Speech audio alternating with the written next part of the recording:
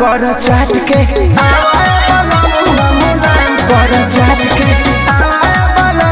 मुलायम कर चाट के हवा खुशी राजा जी हटावा जानी टाट के हवाए वाला मुआ मुलायम कर चाट के हवाए वाला मुआ मुलायम कर चाट के हवाए वाला मुआ मुलायम कर चाट के हवाए वाला मुआ मुलायम कर चाट के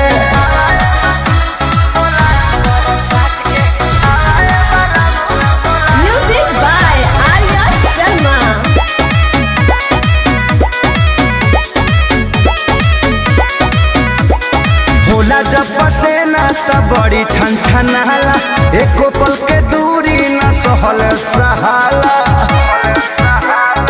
ए होला जब पसेना तब बड़ी छन छनाला एको पल के दूरी न सहल सहाला आईनी बघारावा से सोना गेहूं काट के हवाया वाला मुआ मुलायम कर चाट के हवाया वाला मुआ मुलायम कर चाट के चाट के वाला मुआ मुलायम कर चाट के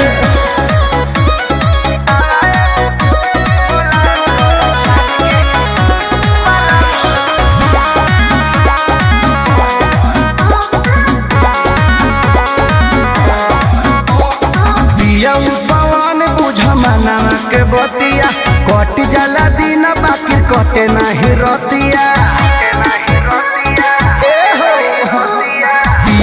पवन बुझ मना के बतिया कट जाला दिन बाकी कटे नहीं रतिया